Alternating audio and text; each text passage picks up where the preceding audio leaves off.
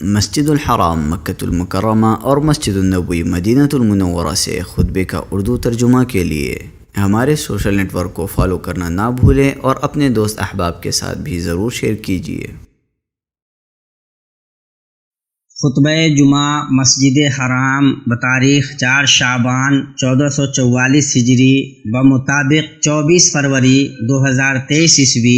خطیب معالی الشیخ ڈاکٹر عبدالرحمن السدیس حفظہ اللہ۔ موضوع موسم سرما اور موسم بہار میں شرعی ہدایتیں اور المناک حادثات میں انسانی طرز عمل۔ ترجمہ و آواز ثناء اللہ صادق تیمی۔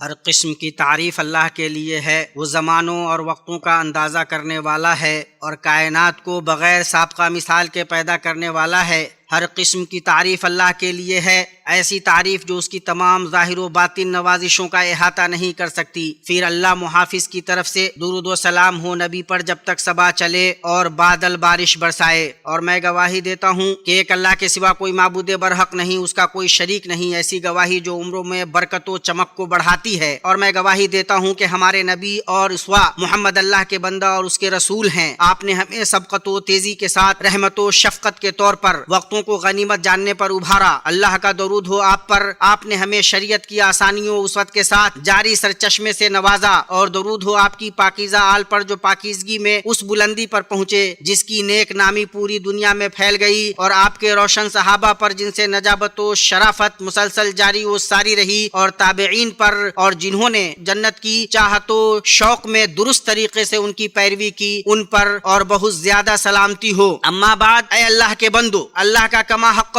تقوی اختیار کرو کہ اللہ تبارک و تعالیٰ کا تقوی ہی واضح غلبہ اور پسندیدہ بلند روش ہے، اور اسی سے کامیابی و خوشنودی حاصل ہوتی ہے۔ اللہ تبارک و تعالیٰ کا فرمان ہے، اے ایمان والو، اللہ تعالیٰ سے اتنا ڈرو جتنا اس سے ڈرنا چاہیے، اور دیکھو مرتے دم تک مسلمان ہی رہنا۔ میں نے تقوی میں روشن عظمت دیکھی، اور اسی سے آخرت میں عزت حاصل ہوگی، تو کیا ہی اچھا توشہ اللہ کے تقوی کا توشہ ہے، اور سخت دن یعنی قیامت کے لیے کیا ہی اچھا ذخیرہ ہے۔ ایمانی بھائیو، سال کے موسموں کے آنے جانے کو اللہ نے اپنی خیرہ کن عظمت اور اسیر کر لینے والی بلیغ حکمت پر دلیل، اور اپنے بندوں کو یوم آخرت کی یاد دہانی کرنے والا بنایا ہے۔ ہمارے اللہ نے اپنی محکم کتاب میں ارشاد فرمایا ہے، آسمانوں اور زمین کی پیدائش میں اور رات دن کے پھیر میں یقیناً عقل مندوں کے لیے نشانیاں ہیں۔ اور آپ صلی اللہ علیہ وسلم نے فرمایا، اس کے لیے خرابی ہے جو اسے پڑھے اور اس میں غور و فکر نہ کرے۔ اسے ابن ابان نے اپنی صحیح میں روایت کیا ہے۔ ہمارے سلف صالحین ان آیتوں اور حکمتوں کے پاس دیر تک رکتے اور ان پر کما حقہ غور کرتے، اس لیے انہیں وہ حاصل ہوا جو ان کے سوا لوگوں کو حاصل نہیں ہوا۔ علی ابن ابی طالب رضی اللہ عنہ فرماتے ہیں، جنت عدن کی طرف ایسے لوگ سبقت لے گئے جو لوگوں میں سب سے زیادہ روزہ و نماز والے نہ تھے، لیکن انہوں نے اللہ کی نصیحتوں کو سمجھا، ان سے ان کے دل کانپ گئے اور ان کے جوارح جھک گئے۔ اور امام ابن قیم رحمہ اللہ نے فرمایا، اگر سارا زمانہ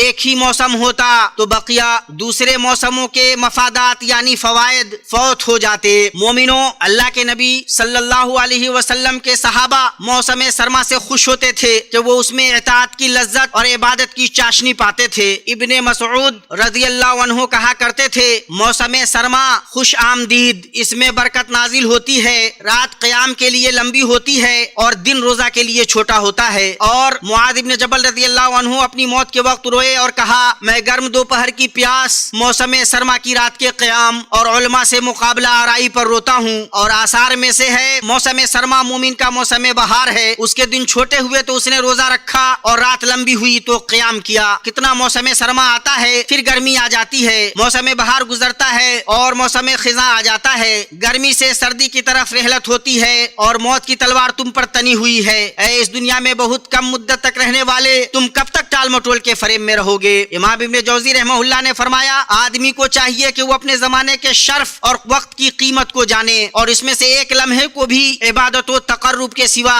کسی چیز میں ضائع نہ کرے۔ اس پر سب سے کامل ترین طریقہ نبی صلی اللہ علیہ وسلم کا طریقہ گواہ ہے۔ اعتدال و میانہ روی اور بلندی و کمال میں آپ صلی اللہ علیہ وسلم کے اوقات وہ سب سے اچھی مثال ہے جن کی پیروی کی جائے، اور آپ کی سیر و تفریح سب سے پاکیزہ دلیل ہے جس کا اتباع کیا جائے۔ مقدام بن شریح اپنے والد سے روایت کرتے ہیں کہ انہوں نے کہا، میں نے عائشہ رضی اللہ عنہا سے سیر و تفریح کے بارے میں پوچھا تو انہوں نے کہا، اللہ کے نبی صلی اللہ علیہ وسلم ان جھیلوں کی طرف نکلتے تھے۔ اسے ابو داؤد نے صحیح سند سے روایت کیا ہے۔ آپ صلی اللہ علیہ وسلم جھیلوں کی طرف نکل کر موسم سرما کی سحر انگیز فطرت، موسم بہار کے دلکش مناظر، سرسبز و شاداب زمین، پھولوں سے لدی کیاری اور شاداب و فرحاں چہروں سے لطف اندوز ہو کر تفریح کیا کرتے تھے۔ مسلمانوں، موسم سرما اور موسم بہار کے بعض ایسے مخصوص شرعی احکام و آداب ہیں جن سے مسلمان بے نیاز نہیں ہو سکتا۔ ہر مسلمان کو چاہیے کہ انہیں سمجھے تاکہ اپنے رب کی بصیرت کے ساتھ عبادت کر سکے۔ ان احکام و آداب میں سے بعض یہ ہیں: وضو کرتے وقت موزوں پر مسح کرنا مشروع ہے، مقیم کے لیے 1 دن اور 1 رات اور مسافر کے لیے 3 دن 3 راتیں، اور یہ اسلام کی نرمی اور بندوں پر اس کی آسانی کے قبیل سے ہے۔ موسم سرما کی آسانی کی مخصوص شکلوں میں سے شدید بارش یا طوفان یا ان جیسی صورتحال میں جمع بین الصلاتین کا جواز بھی ہے، ان شرعی اصول و ضوابط کے ساتھ جنہیں فقہاء نے بیان فرمایا ہے۔ جاڑے میں مسلمان فقیر و مسکین، پناہ گزین، تارک وطن اور مصیبت زدہ ان بھائیوں کو یاد کرتا ہے جنہیں سردی نے اپنے دانت سے کاٹ لیا، سخت جاڑے سے ڈنک مارا اور شدید سردی سے ٹھٹھرا دیا۔ وہ لوگ جن کے پاس گھر نہیں جس میں وہ پناہ لے سکیں، وہ زمین کو بستر بناتے ہیں اور آسمان کو لحاف۔ مسلمان انہیں گرمی اور مدد پہنچانے کی کوشش کرتا ہے اور ان کی خبرگیری کرتا ہے، اور جاڑے میں آدمی اپنی اور احباب کی صحت کے لیے احتیاط برتتا ہے اور احتیاطی تدابیر کو اختیار کرتا ہے جن پر ہمارے دین حنیف نے ابھارا ہے۔ بچاؤ کے اسباب میں جو چیزیں ان کے تحت آتی ہیں ان میں ان بار بار آنے والے موسموں کے ضروری ٹیکے بھی ہیں۔ بطور خاص عام مجمع میں ایمانی بھائیوں، جب موسم سرما گزر گیا تو تمہارے پاس ہنستا ہوا تر و تازہ موسم بہار آ گیا جو حسن پر اترا رہا ہے۔ ایسا لگتا ہے کہ اب تب میں بول پڑے گا۔ موسم بہار آیا اور آنکھوں کے لیے اس نے ایسے بشاشت پھیلا دی جیسے تم نے نقش و نگار والی چادر پھیلا دی۔ بعض سلف خوشبو اور پھلوں کے زمانے میں بازار جایا کرتے، ٹھہرتے دیکھتے عبرت حاصل کرتے اور اللہ سے جنت کا سوال کرتے۔ موسم بہار میں بارشوں کے اثرات ظاہر ہوتے ہیں، ان کی سبزی و شادابی کے درخت لباس اوڑھ لیتے ہیں، زمین نظارے کے لیے مزین ہو جاتی ہے اور حسن و رونق کے نمائش میں ظاہر ہوتی ہے۔ موسم بہار نے پھولوں کے لباس بنے ہیں، کلیوں کے زیور ڈھالے ہیں۔ امام ابن قیم رحمہ اللہ فرماتے ہیں سب سے صحت بخش موسم بہار ہے، اس میں بیماریاں کم ہوتی ہیں اور بدن اور روح صحت مند رہتی ہیں، اور یہ چیز مسلمان کو بکثرت نعمتوں کے شکر ادا کرنے اور نیک اعمال سے جنت کی طلب میں لگاتار کوششیں کرنے پر ابھارتی ہے۔ موسم بہار زمانے کی جوانی ہے اور پھول اور خوشبو کی آمد کا نقطۂ آغاز ہے۔ موسم بہار آیا تو اس کی آمد، اس کی رونق اور اس کے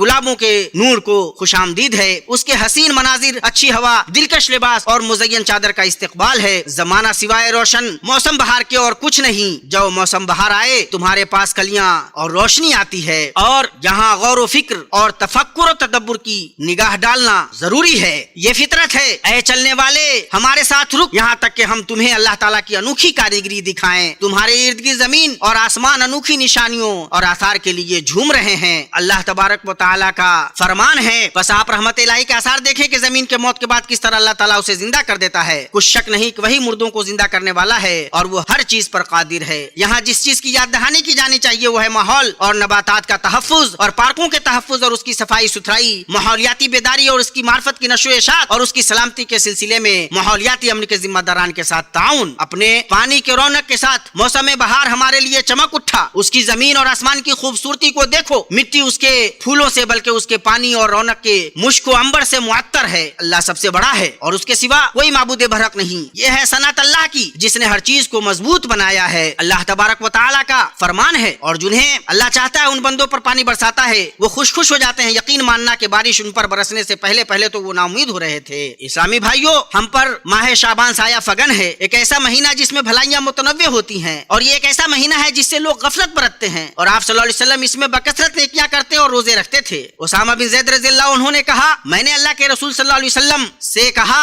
اے اللہ کے رسول، میں نے آپ کو ماہ شعبان میں اتنا روزہ رکھتے دیکھا ہے جتنا روزہ سوائے ماہ رمضان کے کسی اور مہینے میں رکھتے نہیں دیکھا۔ آپ صلی اللہ علیہ وسلم نے فرمایا، رجب اور رمضان کے بیچ وہ ایک ایسا مہینہ ہے جس سے لوگ غافل رہتے ہیں۔ یہ ایک ایسا مہینہ ہے جس میں رب العالمین کے پاس اعمال اٹھائے جاتے ہیں۔ میں چاہتا ہوں کہ میرا عمل جب اٹھایا جائے تو میں روزہ سے رہوں۔ اسے احمد اور نسائی نے روایت کیا ہے، اور اس میں اس بات کی طرف اشارہ ہے کہ لوگوں کی غفلت کے اوقات کو نیکی سے آباد کرنا چاہیے، اور یہ اللہ تبارک و تعالیٰ کو پسند ہے اور اللہ اس سے خوش ہوتا ہے۔ اسی طرح گزرے ہوئے رمضان کے روزے کی جس پر قضا ہو اسے یاد دلایا جائے کہ وہ ماہ رمضان کی آمد سے قبل روزہ رکھ لے۔ اللہ ہمیں اور آپ کو اپنے احسان و کرم سے ماہ رمضان تک پہنچائے۔ سنو، اللہ تمہاری حفاظت کرے۔ نعمتوں اور نوازشوں کے شکر کی کوشش کرو۔ شکر سے نعمتیں قید کی جاتی ہیں اور ہمیشہ رہتی ہیں۔ موسموں اور فصلوں کے پے در پہ آنے سے عبرت پکڑو اور اپنے رب کا تقرب حاصل کرو، تمہیں تمہاری مراد مل جائے گی اور دنیا و آخرت کی بھلائی کے مقصود کو پہنچ جاؤ گے۔ ہم یہاں سے مکمل طریقے سے مسلمانوں کے مقدسات سے چھیڑ چھاڑ اور وہاں کے باشندگان اور وہاں آنے والوں پر قابض قوتوں کی طرف سے کی جانے والی بار بار کوششوں کی مذمت کرتے ہیں جو مسجد اقصی کے آغوش اور اس کے صحنوں میں ہو رہی ہیں۔ اسی طرح ہم ان کے ساتھ امت کی یکجہتی پر زور دیتے ہیں جن کے ملکوں کا زلزلوں سے نقصان ہوا اور جن کی وجہ سے موتیں ہوئیں اور لوگ زخمی ہوئے، ہم وفات پانے والوں کے لیے رحمت و مغفرت کی اور زخمیوں کے لیے شفا عاجلہ کی دعا کرتے ہیں۔ ایسے مضبوط قوانین بنانا ضروری ہے جو اس قسم کے احمقانہ طرز عمل کو جرم قرار دیں، جن سے صرف علیحدگی پسندی، انتہا پسندی اور نفرت کو فروغ حاصل ہوتا ہے اور جو عالمی امن و سلامتی کے لیے خطرہ بنتے ہیں۔ اسی طرح ہم مبارک مسجد اقصیٰ کے آغوش اور اس کے صحنوں میں مسلمانوں کے مقدسات سے چھیڑ چھاڑ اور وہاں کے باشندگان اور وہاں آنے والوں پر قابض قوتوں کی طرف سے کی جانے والی کوششوں کی مذمت کرتے ہیں۔ اسی طرح ہم ان کے ساتھ یکجہتی پر زور دیتے ہیں جن کے ملکوں کا زلزلوں سے نقصان ہوا، اور اللہ تبارک و تعالیٰ ہی سے ہم دعا کرتے ہیں اللہ مجھے اور آپ کو دونوں بھائیوں میں برکت سے نوازے، سید الثقلین کے طریقے سے مجھے اور آپ کو فائدہ پہنچائے۔ میں اللہ عظیم و جلیل سے اپنے لیے اور تمہارے لیے اور تمام مسلمانوں کے لیے ہر گناہ سے مغفرت طلب کرتا ہوں، تم بھی اس سے معافی مانگو اور اس کی جناب میں توبہ کرو، بلا شبہ میرا رب بہت بخشنے والا بڑا مہربان ہے۔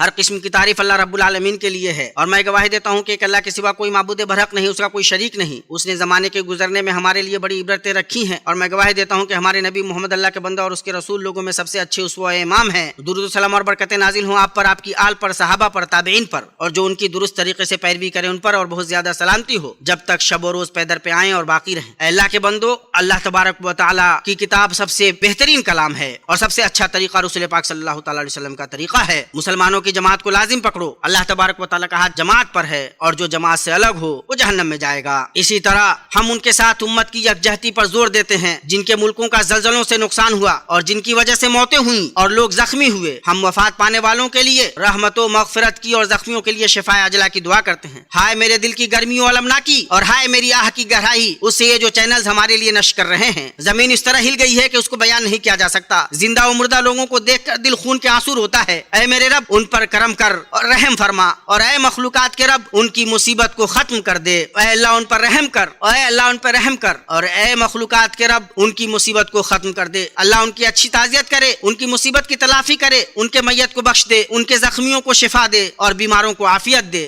ہمیں بچاؤ کی کوششوں اور مصیبت زدہ لوگوں کی امداد میں اپنے بیش بہا ملک میں متاثرین کی مدد کے لیے شاہ سلمان سینٹر برائے امداد و انسانی اعمال کے توسط سے اور ساہم پلیٹ فارم سے غذا، رہائش اور طبی امداد فراہم کرنے کے لیے سرکاری موقف اور عوامی مہم کی ستائش کرنی ہے۔ اسی طرح ہم تمام کو دعوت دیتے ہیں کہ وہ اس کی حمایت اور مدد کریں اور شرافت و وفاداری والی قیادت و عوام کا شکر بجا لائیں، اور ہم صاحب جلال و رفعت اللہ کی حمد و شکر بجا لاتے ہیں کہ اس نے بنیاد پڑنے کے دن سے اس بابرکت ملک میں ہمیں توحید و اتحاد سے نوازا۔ ہم اپنے اوپر امن و امان کی شکل میں اللہ کی نعمتوں کو محسوس کرتے ہیں اور پورے فخر و ناز سے اس بلند ہیکل کی تعمیر کو یاد کرتے ہیں جو 3 صدیوں کے اتحاد و استحکام کو بیان کر رہا ہے۔ تاریخ کا ایک دن جس کی بویائی اچھی ہوئی، زمانے کی گہرائی میں اس کی بنیاد پھیل گئی، جزیرے کے چہرے نے لمبی سانس لی اور اس طرح صبح کی سانسیں معطر ہوئیں۔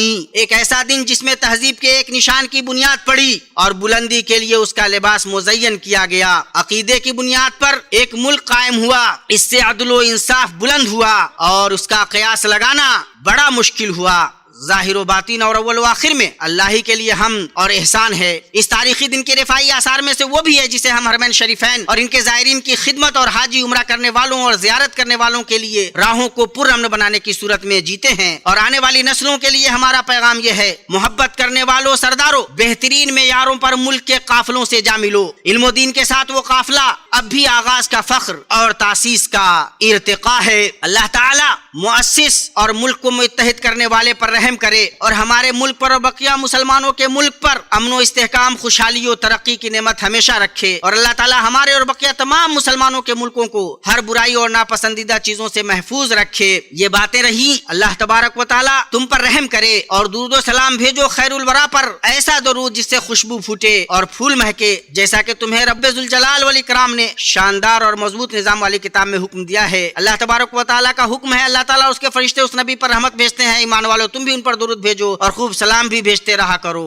اے اللہ، نبی صلی اللہ تعالی علیہ وسلم پر درود و سلام نازل فرما کہ آپ صلی اللہ علیہ وسلم پر درود و سلام نازل فرمانے میں ہمارے لیے نجات ہے۔ اے اللہ، پسندیدہ نبی پر درود و سلام نازل فرما۔ اے اللہ، ان کے مکرم و نیک صحابہ کرام سے راضی ہو، ان کے یار غار ابو بکر سے، ملکوں کے فاتح عمر فاروق سے، بہت زیادہ فضیلتوں والے عثمان سے، اور فکر و بصیرت والے علی سے، اور بقیہ جنت کی خوشخبری پانے والے 10 سے، اور انہی کے ساتھ اپنے جود و کرم اور احسان سے ہم سے بھی راضی ہو جا اے عزیز و غفار۔ اے اللہ اسلام اور مسلمانوں کو غلبہ عطا کر، دین کے احکام کی حفاظت فرما، اس ملک کو اور مسلمانوں کے بقیہ تمام ملکوں کو پرامن اور پرسکون، خوشحال و فارغ البال بنا۔ اے اللہ ہمیں اپنے ملکوں میں امن سے نواز، ہمارے سربراہوں اور حکمرانوں کو توفیق یاب کر، حق کے ساتھ ہمارے سربراہ حکمراں کی تائید کر۔ اے اللہ تو خادم حرمین شریفین ہمارے سربراہ اور ان کے ولی عہد کو اس کی توفیق دے جس میں اسلام کی عزت اور مسلمانوں کی بھلائی ہو، اور جس میں ملک اور بندوں کی بھلائی ہو، اور مسلمانوں کے تمام حکمرانوں کو اسے کی توفیق دے۔ اے اللہ ہمارے جوانوں اور دوشیزاؤں کو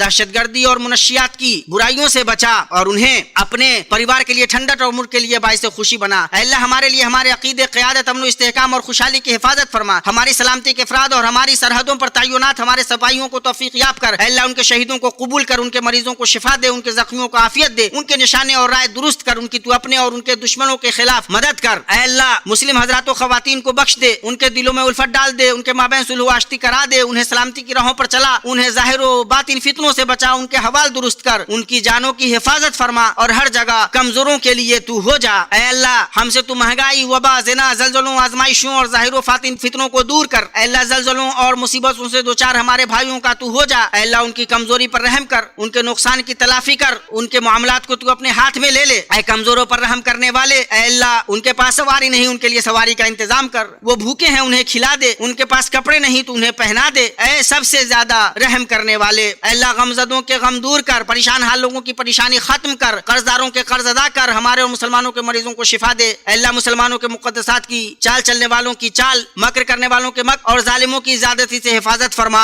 اللہ انہیں تا قیامت بلند و معزز رکھ۔ اے اللہ مسجد اقصی کی غاصبوں اور قابضوں سے حفاظت فرما۔ اے اللہ اس کے ستونوں کو مضبوط کر، اس کی عمارت کو ثابت کر، اور تو اپنے دشمنوں کو اس پر غلبہ نہ دے۔ اے اللہ تو دین کے دشمنوں کو پکڑ لے جنہوں نے قرآن کریم کی شان میں گستاخی کی اور تیرے مومن بندوں کو ایذا پہنچائی۔ اے اللہ تو جیسے چاہے ان کے شر سے ہمیں بچا۔ اے اللہ جو ہمارے ساتھ اور مسلمانوں کے ساتھ برائی کا ارادہ کرے اسے خود ہی میں الجھا دے، اس کے مکر کو اسی کی گردن میں لوٹا دے، اس کی تدبیر کو اسی کی تباہی بنا دے۔ اے دعا کے سننے والے، اے اللہ کتاب و سنت پر امت کو متحد کر دے۔ اے فضل و بخشش اور احسان و کرم والے، اے اللہ بارش کی نعمت پر تیرا شکر ہے، جو تو بارش برسا رہا ہے ہمارے لیے اس کو قوت کا ذریعہ بنا۔ اے اللہ سخت چھٹانے والی ٹھنڈی سے متاثرین کے لیے تو ہو جا، اور اپنے لطف و کرم سے متاثرین اور کمزوروں پر رحمت برسا۔ اے بہت زیادہ رحم کرنے والے، اے اللہ ہمیں تو دنیا میں بھلائی دے، آخرت میں بھلائی دے، اور جہنم کے عذاب سے بچا۔ اے اللہ تو ہم سے قبول کر لے، بلا شبہ تو سننے والا ہے، ہماری توبہ قبول کر، بلا شبہ تو توبہ قبول کرنے والا، رحم کرنے والا ہے۔ تو ہمیں، ہمارے والدین، ان کے والدین، تمام زندہ و مردہ مسلمان حضرات و خواتین کو بخش دے، بلا شبہ تو سننے والا، قریب اور دعاؤں کو قبول کرنے والا ہے۔ تیرا رب